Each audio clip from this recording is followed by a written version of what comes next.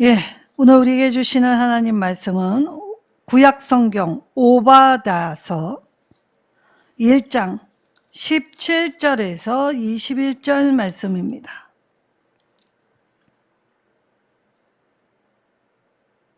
오바다서 구약성경 1286쪽입니다.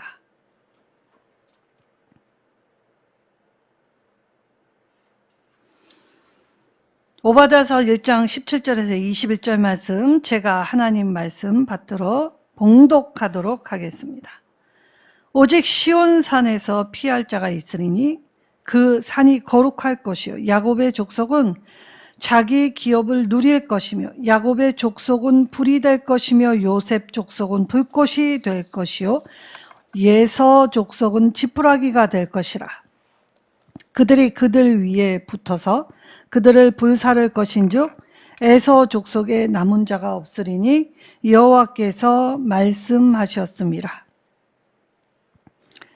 그들이 네겝과 에서의 산과 평지와 블레셋을 얻을 것이요 또 그들이 에브라임의 들과 사마리아의 들을 얻을 것이며 베냐민은 길라앗을 얻을 것이요 사로잡혔던 이스라엘의 많은 자손은 가나안 사람에게 속한 이 땅 사르밧까지 얻을 것이며 예루살렘에서 사로잡혔던 자들 곧 스바랴갓에 있는 자들은 네겝의 성읍들을 얻을 것이니라. 구원받은 자들이 시온산에 올라와서 에서의 산을 심판하리니 나라가 여호와께 속하리라. 아멘. 섬기는 자와 회방하는 자라는 제목으로 하나님 말씀 나누도록 하겠습니다. 민족의 명절입니다. 자, 명절엔 풍성함, 그래서 이 풍성함을 빗대어 이 한가위에 꽉 찬 보름달 같아라 라고 하지요. 자, 우리 아이들에게 이 보름달 그 속에 절구를 찢는 토끼가 이미지가 되어 있습니다. 그 말은 무엇입니까? 수확을 했고 그 수확을 거두어 사랑하는 가족들과 나눔의 자리가 추석 명절입니다. 자, 좋아야 할 추석 명절. 자, 멀리 계신 부모님을 찾아뵙기도 하고 떨어져 살았던 형제들의 만남의 장이 바로 이 명절입니다. 그래서 명절에는 늘 귀향을 합니다. 귀향길에는 이 힘듦이 있지요. 자, 오고 가는 길에 정체 참 피곤한 일입니다.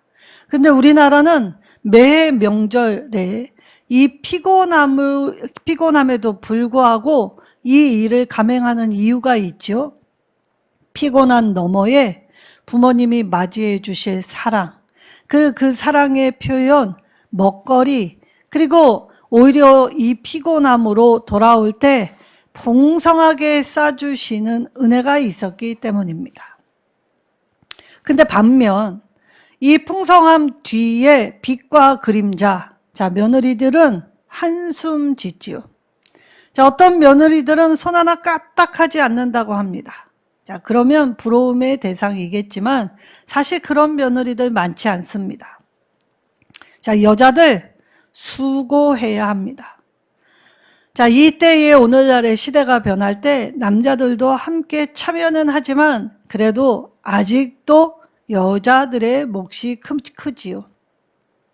자, 그러다 보니 누구에게는 환하고 밝은 이 명절이 누구에게는 고되고 힘든 명절이 됩니다. 그래서 명절 후 몸살이라는 표현을 합니다. 그리고 여기에 가장 친밀한 관계, 형제 자매 간 불효파음이 일어나면 이 기쁨의 명절은 상처투성이인 명절이 될 수밖에 없지요. 가장 친밀한 관계에도 이러한 일들이 비일비재에 일어납니다.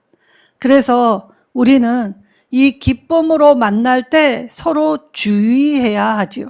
왜냐? 가장 친밀한 관계이기 때문에 상처를 받으면 사실 극복하기 어렵습니다. 그래서 가정공동체와 교회 공동체는 가족 구성원이라고 표현하기 때문에 서로 주의해야 합니다. 자칫하여 자신의 섣부른 말 한마디가 불러온 화, 가족 구성원들에게 이 어려움을 주게 될 때에 돌이킬 수 없는 상처들이 되기 때문이지요. 그래서 우리 조상들은 섬김을 통해서 서로를 잊고 서로를 만나서 이것을 보담으며, 그래서 삶은 세상길에서 지치고 상한 영혼들이 가족 구성원 안에서 이 사랑으로 힘을 받고 다시 세상으로 나아갈 수 있게 만들기 위해, 그래서 진정한 섬김의 장이 되게 만드는 것이 아닌가 싶습니다. 그리고 여기에 추석이라는 것은 수확하는 기쁨이 있게 되지요. 자, 오늘 오바댜. 자, 오바댜서는 구약 성경에서 가장 짧은 책입니다. 그런데 결코 그 내용이 그 주는 교훈이 짧다고 여겨지지 않는 책이 오바댜서라는 것이지요. 자, 오바댜 출신 성분 남유다에서 살았던 건 분명하지만 이 오바댜에 대해서는 어떠한 부연 설명이 있지 않습니다. 그는 이 왕족이나 제사장 가문 계열의 신분은 아니었던 걸로 보여지지요. 그런데 오바댜서를 읽으면 그는 민족 사랑이 투철했던 선지자임은 분명하다는 걸 깨닫게 됩니다. 자, 오바댜의 이름 히브리어 오바드야라는 말은 섬기다라는 동사에서 파생되었습니다. 그래서 여호와를 섬기는 자라는 뜻이었죠. 그리고 그가 활동했던 건 주전 6세기의 선지자였다는 것입니다. 자, 주전 6세기라고 하면 이미 북이스라엘의 멸망을 보았고 이제 남유다의 멸망이 코앞에 있었다는 걸 이 두 눈으로 목도했던 선지자였지요. 자, 나라가 멸망하면 끝이다라고 생각하지만 사실 이스라엘의 역사를 통해 하나님은 그것이 진정 끝이 아님을 보여주셨습니다. 왜냐? 왕은 없어질지라도 선지자는 하나님이 계속 보내주셨기 때문이지요. 그러면 이 암울하고 어려운 실상 안에 선지자를 통해 하나님이 하실 일이 무엇이었습니까? 하나님의 회복하심이었습니다. 자, 사람의 생각으로는 하나님이 계시다면 이런 일을 아예 경험하지 않게 막아주면 되는 것이 아닌가라고 생각하지요. 그럼 그건 신앙의 출발점이 잘못되었다고 말씀드렸습니다. 내 신앙의 모습을 돌아보아야지 내가 겪는 고난을 막아달라고만 하면 그건 진정 신앙이 아니라는 것이지요. 자, 특별히 오바댜서를 통해서 이 이스라엘의 주적이 누구였습니까? 바로 이 형제 에돔이었다는 것입니다. 자, 에돔과 이스라엘은 먼 조상으로 떠올리면 이삭이 낳은 두 아들 야곱과 에서를 이야기합니다. 자, 에서와 야곱 쌍둥이였습니다. 그리고 이 에서가 먼저 출생하였죠. 그리고 쌍둥이라 하지만 키 차이, 성품 차이, 체격 차이, 그리고 생각하는 것이 다른 쌍둥이였습니다. 에서는 힘이 강하고 그리고 남성다웠기에 이 아버지 이삭의 이 사랑을 받게 되었지요.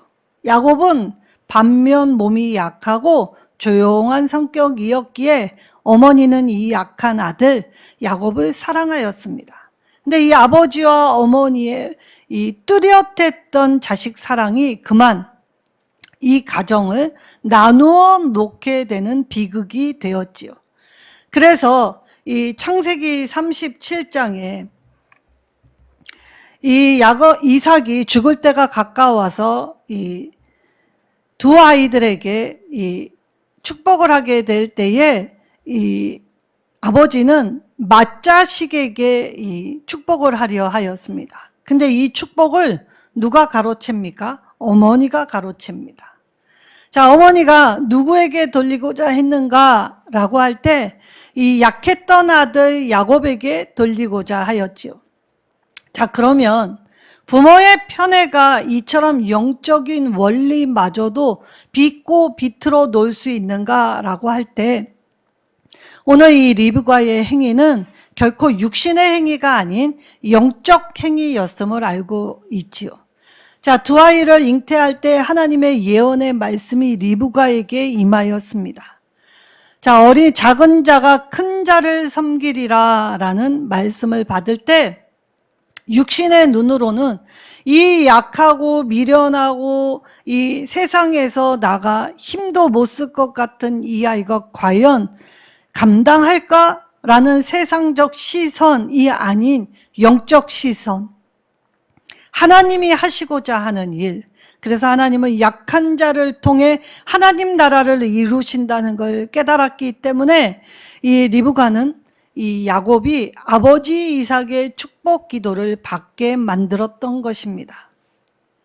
자, 뒤늦게 이 사단이 난 걸 깨달은 이 에서는 아버지에게 큰 등치임에도 불구하고 이 울며 난리 쳤게 되었지요.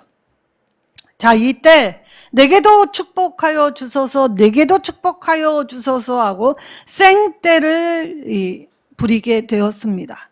근데 아버지는 축복이란 축복은 다 야곱에게 빌어 주었기 때문에 너에게 더 이상 빌어줄 축복이 없다라고 이야기를 하지요. 자, 이때 속여 빼앗았습니다. 정령 하나도 빌 복이 없습니까? 라고 할 때, 자, 이 이삭이 에서에게 한 유명한 말이 있지요. 자, 뭐라고 했냐면 창세기 27장 39절에서 이 40절의 말씀에, 자, 내 주소는 땅의 기름짐에서 멀고 내리는 하늘 이슬에서 멀 거지라고 말을 하였습니다. 그리고 너는 칼을 믿고 생활하고 내 아우를 섬길 것이다. 내가 매임을 벗을 때에는 그 멍에를 내 목에서 떨쳐버리리라 라고 이야기합니다. 하늘의 신령한 것과 땅에 기름진 복. 자, 우리가 목사님들의 축복 기도를 받을 때 늘 빼놓지 않고 하는 복이 바로 이것입니다. 하늘의 신령한 복과 땅에 기름진 복. 자, 하늘의 복과 땅의 복이 이어져 있음을 알 수 있지요. 자, 근데 막상 이 축복 기도를 받은 에서와 야곱의 삶이 어떠하였습니까? 야곱은 오히려 공고하였습니다. 늘 속임을 당하고 사기꾼 같은 외삼촌 라반에 10번이나 속여서 늘 자기의 품삯, 그러니까 손해보는 인생을 살았다는 것이죠.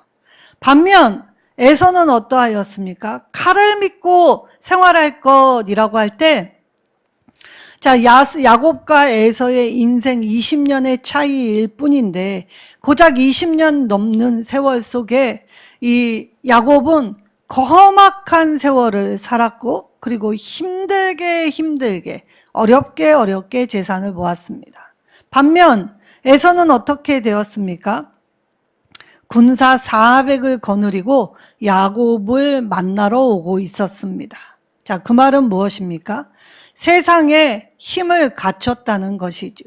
자, 그렇다면 아버지 이삭의 축복이 과연 어떠한 복이었는가라고 깨닫게 될 때에 우리는 영적인 복과 육적인 세상의 복 사이에서 과연 무엇을 선택하며 살 것인가 라고 하면 우린 다 에서의 복을 선택하는 자들입니다.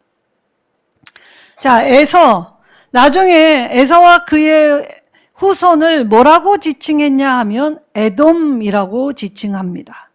자, 창세기 36장 1절에 에서와 그의 후손을 지칭하는 용어가 에돔이면서 동시에 그들이 살고 있었던 지명이 에돔이었기 때문에 에돔은 이제 이 한 민족을 이루고 한 나라를 이루었습니다. 자, 이때 이 모압 남쪽 사해 이 동쪽에 있는 곳에 이 자리를 잡을 때 이 에돔이 자리 잡은 곳이 교통의 요충지였습니다. 왜냐하면 이곳이 왕의 대로가 지나가는 곳이었기 때문에 무역이 활발하게 이루어졌지요. 자, 그럴 때 무역이 활발하게 이루어지는 군사 요충지에 특별히 이 에돔이 자리 잡은 곳은 이 해발 1500m의 이 기암 괴석이 있는 곳에 이 자리를 잡습니다. 그러니까 천연의 요새의 자리를 잡았지요. 그리고 이들이 이 천연의 요새로 자리 잡은 곳은 굉장히 아름다운 곳입니다. 지금도 페트라라고 하여서 이 요르단에 이 에돔 족속이 살고 있었던 땅을 이 구경을 가게 되면 기암 괴석이 굉장히 아름다운 색을 내고 있죠. 그리고 여기에 그들이 이 절벽 돌을 파서 그들의 생활지를 만들어 놓을 때 이 들어가는 입구가 굉장히 협소합니다. 그래서 웬만한 적군들은 이 곳을 지나서 에돔 족속을 멸할 수 없는 천연의 요새였습니다. 그래서 어느덧 이들의 교만은 이 천연 요새에 자리 잡고 우리를 아무도 해할 자가 없다라고 생각하였고, 그리고 실상 꽤 오랫동안 에돔은 이 강한 나라에 복속하지 않는 독립국으로서의 자리매김을 하게 되죠. 칼을 믿고 생활한다는 것, 그래서 그들이 이 바위 틈에 거하며 높은 곳에 사는 자들, 그러니까 번접 불가능하다 여겼기 때문에 이들의 교만을 품는 동기가 되었다는 것입니다. 자, 그러나 세상 어디에도 이 가장 안전한 곳은 없습니다. 하나님의 품 외에는 하나님이 우리에게 주시지 않으면 우리는 하나님의 낯을 피하여 숨거나 우리 자신이 믿는 삶의 자리다, 안전하다 구축할 수 있는 곳은 세상 어디에도 없다는 것을 깨달아야 하지요. 사실 이집트에서 광야를 생활한 이후에 가나안에 들어갈 때에 이스라엘은 이 에돔의 국경을 지나가야 했습니다. 이때는 하나님이 형제 국가이기 때문에 싸우지 말라라고 하고 돌아가라라고 하셨습니다. 자, 이스라엘에게 있어서 형제국, 자, 하나님 나라에 일을 할 때에 지름길이다라고 하면서 이 형제를 상하게 하는 일, 결코 하나님이 원하시지 않는다는 걸 우리는 알 수 있지요. 싸우면서 행할 좋은 일은 하나님 나라의 일은 어디에도 없습니다. 내 옳음을 주장하며 이 성도 사이에, 형제 사이에 마음을 상하게 하는 일은 하나님이 결코 좌시하지 않는다는 걸 깨달을 수 있지요. 그래서 신명기 23장에는 이 에돔을 미워하지 말라, 에돔과 싸우지 말라라고 명령하셨습니다. 그런데 에돔은 어떻게 했습니까? 이 형제국, 친척도 아니요 친밀한 형제국인 이스라엘을 통과하지 못하도록 회방하였습니다. 그리고 역사를 통해서 형제 사이였던 이스라엘과 에돔은 서로 적대시했을 뿐만이 아니라 회방하고 잔혹하고 약탈을 하는 일을 서슴없이 합니다. 부모의 유산 때문에 부모가 사랑으로 길러놓은 형제 사이에서 너가 잘났네, 내가 잘났네, 내가 더 많이 가져야 하네 라고 하면서 불복하는 건 부모의 가슴을 찢어놓는 일이 되지요. 자, 그렇다면 부모가 준다라는 그 사랑을 형제가 찢어놓는 결과를 할 때 부모는 사나 죽으나 지옥과 같은 일을 경험할 수밖에 없게 되는 것입니다. 또한 부모가 준 것을 통해 부모를 돌보지 않게 되는 일, 왕왕 이뤄지는 일입니다. 자, 이때 형제국인 이스라엘을 대하는 그들의 이 잔혹함, 약탈, 그리고 그들의 무자비함을 하나님은 심판하십니다. 그래서 할 수만 있으면 형제와 화평하라고 하셨지요. 그러나 이 우리가 선대하였음에도 불구하고 형제 사랑을 악용하고 형제 사랑에 반하는 일들을 하는 일을 하나님은 결코 좌시하지 않습니다. 그리고 이스라엘을 회방 놓는 일을 하나님은 하나님을 회방 놓는 일이라 동일하게 여기시지요. 그래서 이 에돔은 굉장히 어려운 일을 많이 겪게 됩니다. 그리고 다윗 왕 시대에 이 에돔을 정복하게 되었습니다. 그리고 솔로몬 시대에는 이 에돔 근처 에시온 게벨에 이 항구를 세우고 그 지역에 구리광산을 개발하게 되지요.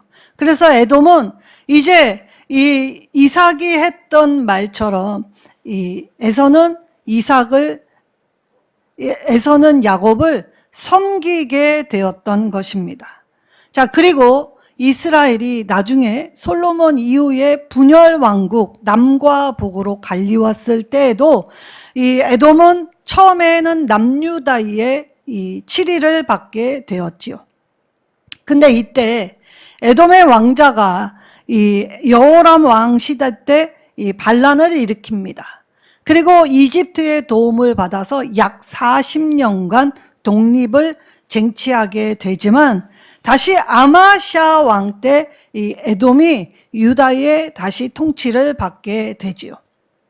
자, 끊임없이 역사적으로 이 형제였던 에돔과 이스라엘, 야곱 사이에는 늘 분란이 끊이지 않았습니다. 그리고 이삭의 예언처럼 에돔은 늘 이 유다를 섬기는 일을 행하게 되었지요. 근데 이때 하나님 앞에 잘못 행한 이 유다가 하나님의 징계를 받게 되었습니다. 그때 이 시대의 흐름에 편승한 에돔이 아수르의 조공을 바칠 때 불만을 갖고 이 남유다와 아수르에 반하는 일, 그래서 신흥 세력이었던 바벨론에 빌붙어서 나중에 남유다가 바벨론에 의하여 망하게 될 때에 이때 아수르를 돕는 척하면서 형제국을 유린하고 약탈하는 일. 그래서 에돔은 이 남유다를 약탈하기 시작합니다.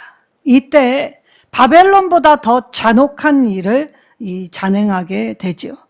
그래서 이 바벨론보다 더 악한 일을 행했던 이 에돔을 향해 여러 선지자가 에돔은 멸망할 것이라는 하나님의 나라의 예언의 말씀을 선언하였습니다. 이사야 선지자, 예레미야, 에스겔, 요엘, 아모스, 그리고 오바댜 선지자를 통해 이 에돔은 이제 멸망하게 될 것이라고 이야기하죠. 특별히 에스겔은 에돔의 복수심, 형제인데도 불구하고 오히려 이방 나라들보다 못한 그들의 이 악랄한 죄악을 뭐라고 했냐면 이 35장 에스겔 35장 5절에 내가 옛날부터 한을 품고, 자, 창세기 27장에도 이 에서가 자기의 복을 가로챈 야곱에게 미움이 한이 되었다. 오래도록 이 미움을 내리지 않았다라는 뜻입니다.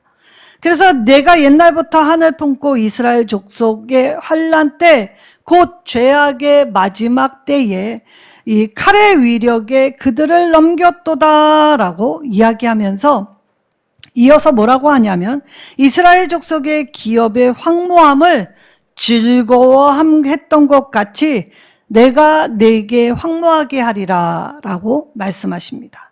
세일사나 너와 에돔 온 땅이 황폐하리니 내가 여호와인 줄을 내가 알리라 라고 하시면서 내가 에서를 미워하였고 야곱은 사랑하였다 라고 말씀하셨던 것이지요.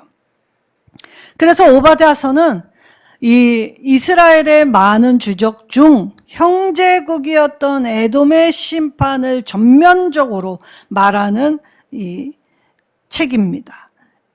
예루살렘 멸망 후에 활동했던 선지자로서 자, 지금 유다가 얼마나 어려웠는가 하면 유다의 마지막 왕이었던 시드기야는 이 백성이 보는 앞에서 두 눈이 뽑히고 그의 아들은 왕자들은 다 도륙되었습니다.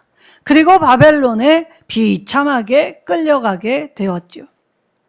지도자를 잃었기 때문에 목자 잃은 양같이 뿔뿔이 흩어졌습니다. 그리고 근근히 겨우겨우 살아남은 유다 백성들을 에돔이 요때의 자기의 미움, 오랜 이 미움을 내리지 않고 그때 기회를 틈타 겨우 살아나온 유다를 다시 쳐서 죽였을 뿐만이 아니라 거기 무자비, 어린아이, 여자들, 그리고 노인들 막론하고 그들은 자기의 것으로 약탈하여 이 한을 쏟아 자기의 분풀이를 채울 때까지 하는데, 하나님을 아는 백성이 어떻게 이렇게까지 하느냐라고 할 정도로 이 일을 저질렀다는 것입니다. 탐욕, 혼란, 그리고 이 잔인은 타의 추종을 불허했다는 것입니다. 그러니 이 에돔이 하나님의 심판을 받는 건 당연한 일 아닙니까? 우리는 오늘 하나님 말씀을 듣고 있습니다. 하나님 말씀 들으면 우리가 하나님 보시기에 바른 삶을 살아야 하지요. 그리고 하나님의 인도와 도움을 구하는 삶을 살라고 말씀하십니다. 근데 우리가 나 자신을 십자가에 볼 때 나도 용서받은 죄인이라는 인식을 강하게 가져도 사실 우리는 남 비판하는 일 가장 쉬운 일이지요. 정죄함, 비난, 비판, 그건 가르쳐주지 않아도 저절로 되는 일들입니다. 자, 이때에 오늘 이 오바댜서를 살펴볼 때 심판은 유다만 받게 됩니까? 심판은 이스라엘만 받았습니까? 결코 그렇지 않지요. 심판은 더 잔혹했던 아수르, 강한 이집트, 강한 바벨론, 그리고 메대와 바사, 페르시아, 그리고 헬라, 로마 모두 다 하나님의 심판을 받게 되었지요. 그러나 여기서 하나 깨닫는 것이 하나 있습니다. 하나님의 백성은 하나님이 잘못 행할 때 징계는 내리셨지만 아주 망하게 두시지 않았다는 사실입니다. 그러나 하나님의 백성을 회방하고 유린하고 잔혹하게 강포를 행했던 에돔은 어떻게 되었습니까? 소리 없이 흔적 없이 사라지게 되었다는 것입니다. 자, 우리는 이 사실에 주목해야 합니다. 우리가 현실 앞에서 신앙을 가질 때 이 하나님의 살아계심 앞에서 하나님이 살아계시면 어떻게 이 땅에 이런 일이 일어나는가에 대한 시험거리들이 있습니다. 그런데 오늘 하나님 보시기에 하나님의 심판이 막상 시작되면 어떤 국률도 기대할 수 없다는 걸 알 수 있지요. 하나님이 오늘 심판을 할 때 유다에만 심판을 내리신 것이 아니라는 것을 깨닫는다면 오늘 저와 여러분에게 주신 삶의 나날, 내가 조금 있다 믿겠다, 또 한참 있다가 아직은 내 때가 아니다 라고 미룰 때 나의 종말은 언제 임하는지 알 수 없습니다. 그리고 지혜자들, 아무리 자기 지식 가지고 자기의 경험 가지고 자기가 아는 것 가지고 해도 하나님의 심판 막을 수 있습니까? 그리고 점술자를 통해서 자신의 미래를 때려 맞춰도 언제 이런 일이 일어날는지 하나님의 몫을 깨달을 수 없기 때문에 하나님 심판 누구도 못 막습니다. 자, 그렇다면 악은 합리화가 될 수 없다는 걸 알 수 있죠. 그리고 악은 반드시 대가를 치르는 날이 온다는 걸 깨달아야 하는 것입니다. 자, 타인의 죽음, 고난, 비웃고 나만 아니면 돼 즐거워하면서, 그리고 악에 간접적으로 동참하며 내가 무슨 그렇게 큰 일을 저질렀느냐, 나는 아니다 라는 안일함. 그러나 하나님은 오늘 말씀하십니다. 자, 남의 것, 네가 땀 흘리지 않고 구하는 어떤 것 다 약탈하는 행위로 간주하신다는 것이죠. 그리고 오늘 하나님이 우리에게 가르쳐 주시는 말씀은 무엇입니까? 로마서 12장 17절에 악을 악으로 갚지 말라라고 하십니다. 데살로니가 전서 5장 22절에는 뭐라고 하십니까? 악은 모양이라도 버리라고 하셨습니다. 그리고 악한 것을 본받지 말라고 요한 3서 1장 11절에 말씀하십니다. 자, 그러면서 동시에 무엇을 하라고 하십니까? 모든 선을 행하라고 하십니다. 자, 이때 우리가 하나님의 것을 이야기할 때, 하나님을 우리가 표현할 때 하나님의 전지, 하나님의 전능, 하나님의 편재, 하나님의 은혜, 하나님의 이 모든 것을 설명할 때 하나님 어떤 분이신가? 하나님은 무슨 일이든 가능하다. 그리고 하나님은 어디에도 계신다. 그리고 하나님은 쉬지 아니하시고 자신의 일을 하고 계신다. 그런데 이 하나님의 이 이름을 설명할 때 수식되는 단 한 가지의 단어가 있습니다.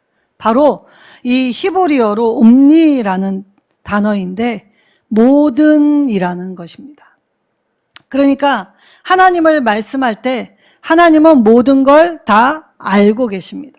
하나님은 모든 곳에 존재하십니다. 하나님은 모든 나를 주관하여 주시지요. 그리고 하나님은 모든 능력을 소유하고 계십니다. 그래서 하나님의 이 능력과 힘과 생각과 계획, 그리고 하나님을 말할 때 모든 날, 모든 곳, 모든 은혜를 설명하면서 하나님을 수식하고 있죠. 그렇다면 우리는 내 민족, 내 가족, 나 자신 이렇게 제한 두는 삶을 살지만 하나님은 모든 민족과 지역과 나라와 그리고 모든 가정을 다 생각하시는 분이시라는 것이지요. 자, 그렇다면 오늘 우리가 살면서 작은 도움을 구하는 자를 얼마나 무시하였는가.